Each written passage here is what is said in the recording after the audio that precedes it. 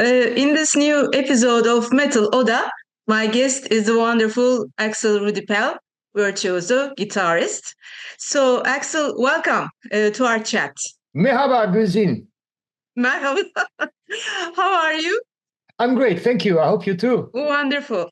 And you pronounce my name very well. Thank you. I have a few Turkish friends, so I know a little, but only a little. All right. And we look forward to your concert here in Istanbul next year, hopefully. Yes. Yeah. We're looking forward to it very much. It's the first time for us, we're so excited. So how and when you were introduced to metal music and started playing the electric guitar, and then how did you decide to become a professional musician? Oh, that's a good question. To make it answer a little shorter than normally, I would talk half an hour about it. So, okay. I started when I saw Deep Purple performing on TV.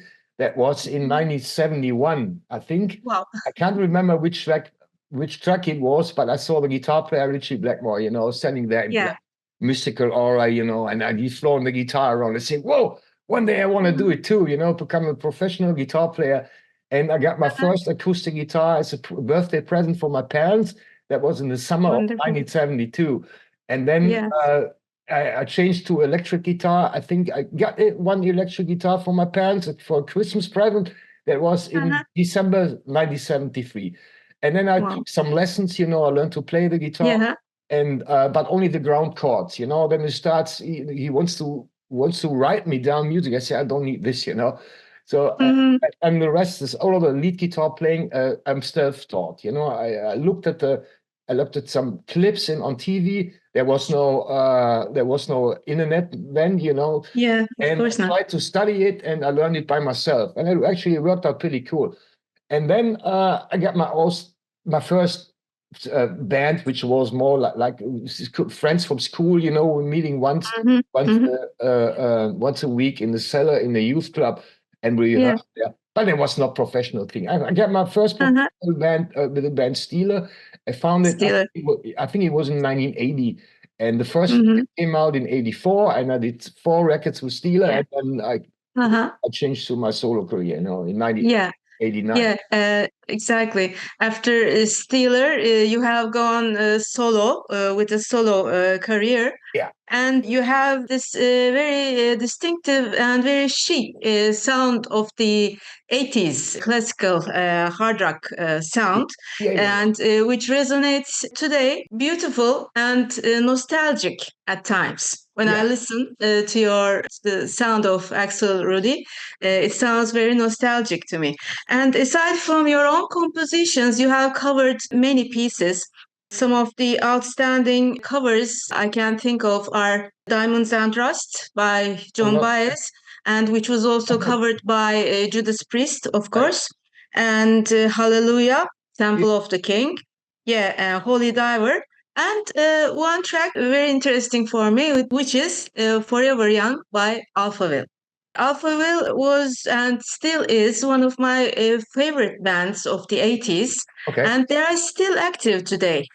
They are producing very nice songs, and they have created a sensation with their track Big in Japan. That was in 1984. And do you feel a special connection to the music of the 80s? I grew up in the 70s when I listening to bands like I said, Deep Purple, Richie Blackmore's Rainbow, The Sweet, by the way. It was a glam metal band, but they had very good songs on their albums.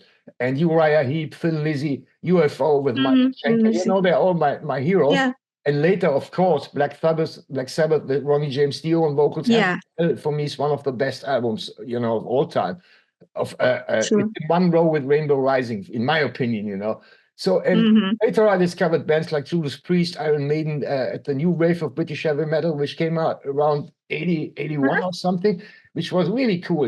Bands like Saxon, Steeler, we toured with Saxon at the last Steeler tour in 1988. So it's very good. But to Alphaville, I have to say, I met 2 of the guys from the band. It was at a party from my publishing company.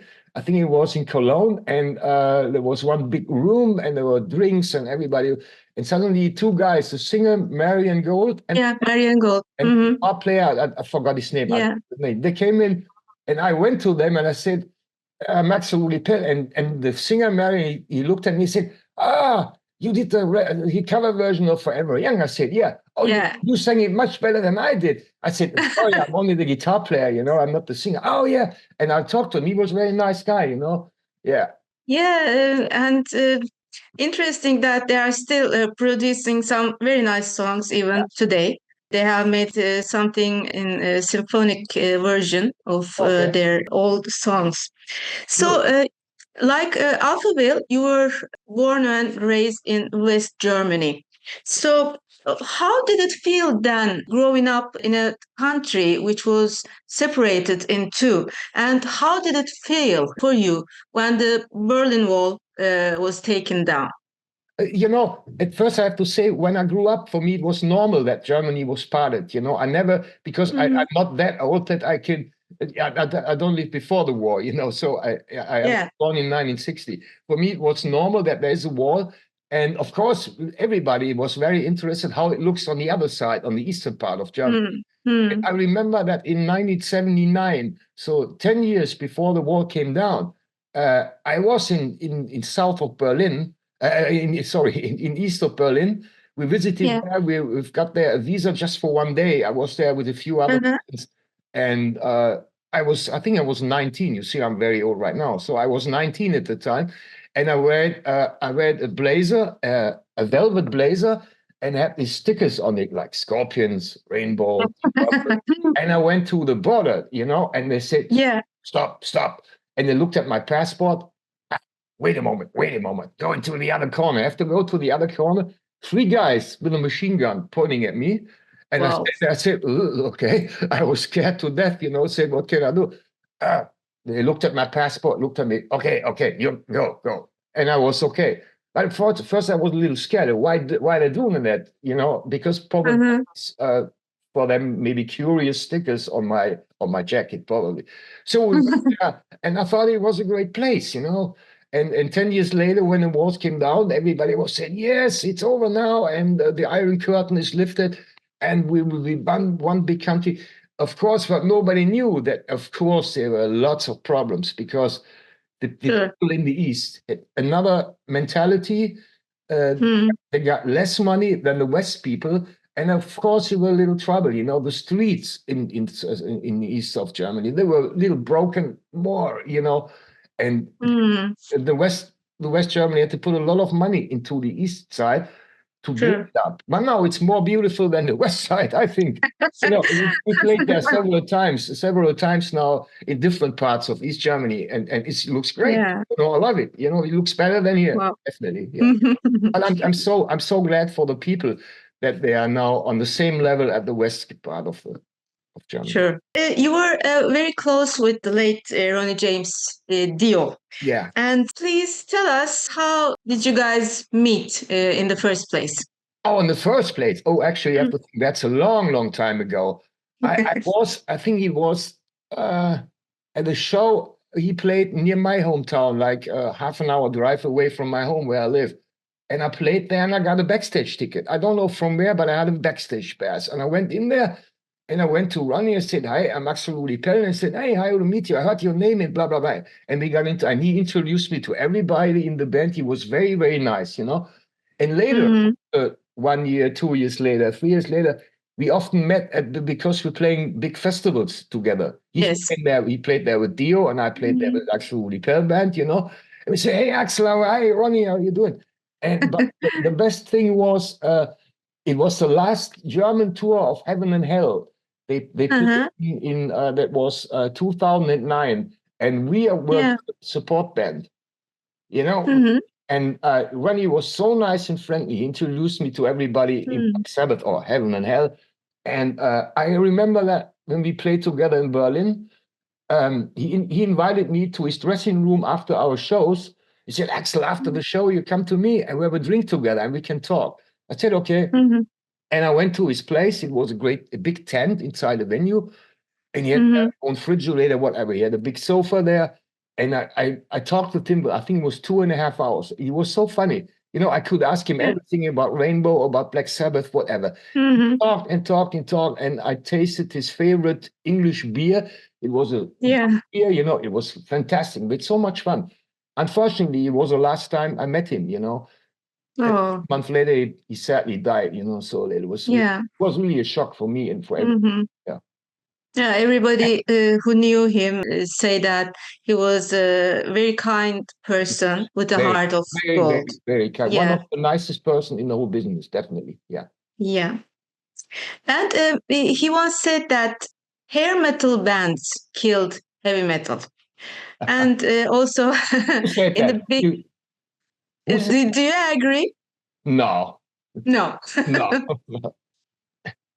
And of course, there was the grunge factor that also contributed to the overshadowing a little bit of heavy metal, the true heavy metal, of course. Yeah. And, you know, in 1985, as far as I remember, Ronnie James Dio organized the Hear and Aid. Yes. Here, I have this record. Yeah, great. I have it too, but on CD. Yes, I love it. Sure. It was an album to raise funds for the famine in Africa. So it was a kind of reaction to the Live Aid, because metal bands were not invited to this event because maybe because of the looks or maybe because of the heaviness of the music. Dio organized this recording as a reaction and to have a get together with the bands and raise funds for Africa. So how come we don't see Steeler in this album? Because that would be nice, but you know, we're not that big at that time. You know, I think Ronnie even knew about myself back in 85. You know, it was. No. We just started with Dio in 1985. We had the second album out. We were a very small band in Germany, actually.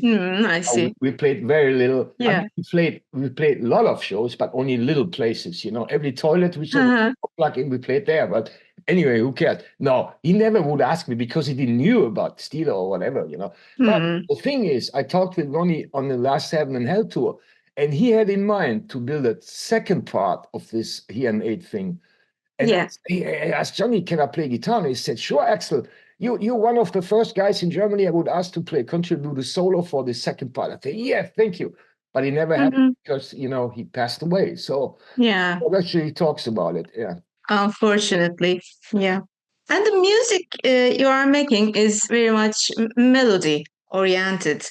And, you know, in heavy metal, of course, there are some subgenres that are difficult to listen or connect emotionally, because when they lack a melodic line and with a lot of distortion, it is not easy to connect emotionally as we can connect through your music. Are there any subgenres of heavy metal you don't like? You know, normally you have to say that I don't listen to music that much nowadays.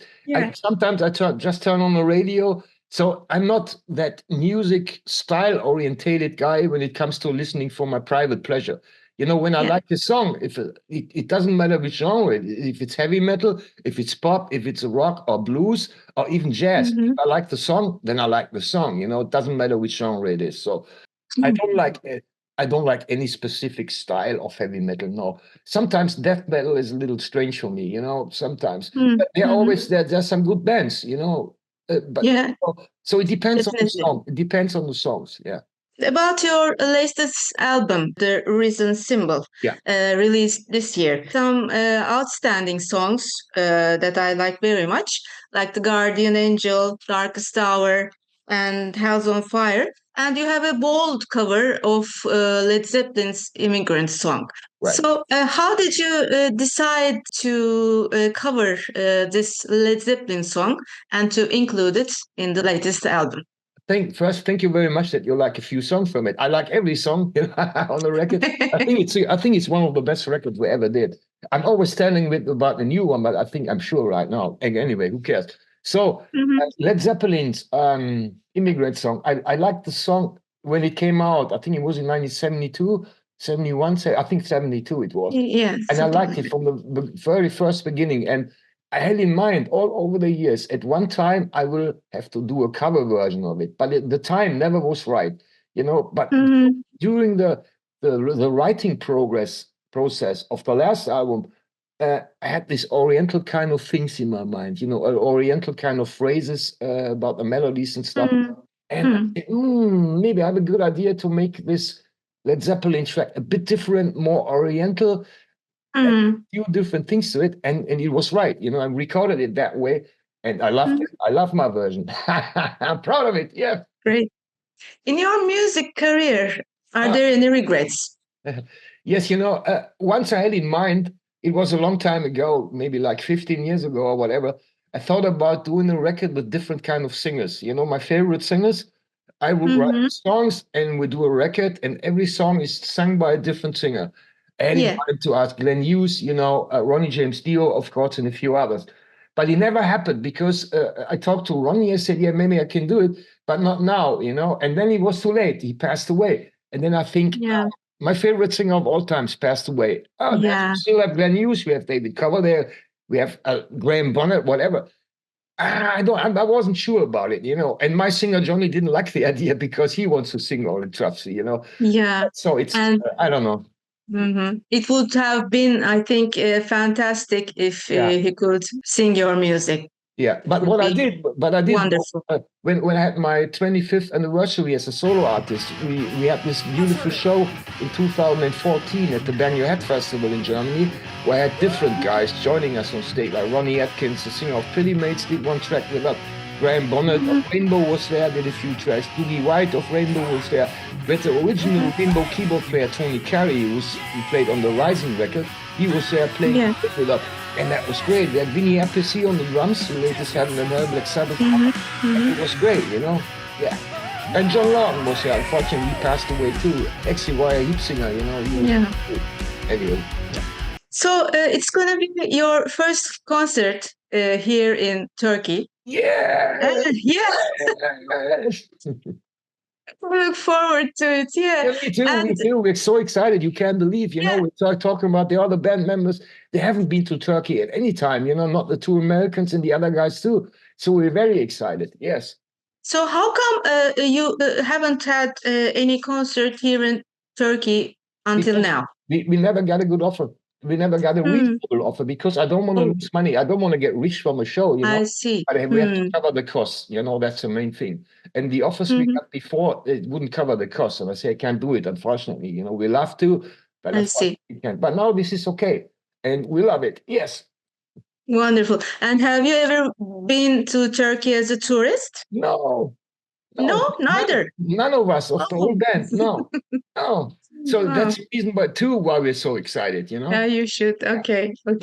And are we going to hear some iconic Axel Rudi songs in Istanbul? How will you establish the set list and maybe include some tracks from the new album along with the older tracks? Yes, of course. We wouldn't change the setup from the last tour because it was like some kind of best of Axel Rudi Pell songs, and of course, I think 3 or 3.5 or 2.5 songs of the last record. Of course, we play. Yes, we're doing a 2-hour show. We're not only playing 1.5 hours; we're playing 2 hours probably.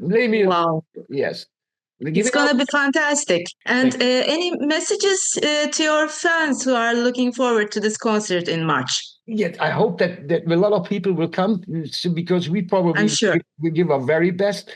And we're so excited to play for the great Turkish fans for the first time.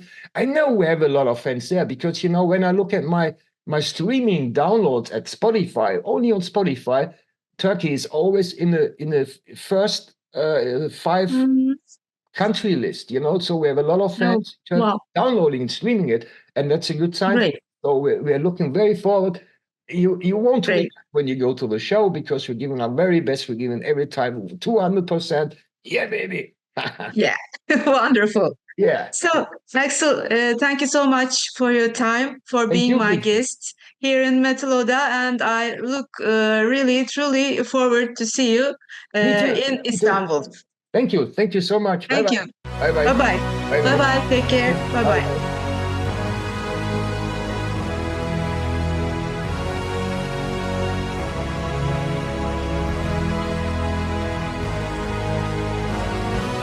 Let's start in style, let's dance for a while. Heaven can wait, we're only watching the skies. Hoping for the best, but expecting the worst. Are you gonna drop the bomb or not? Let us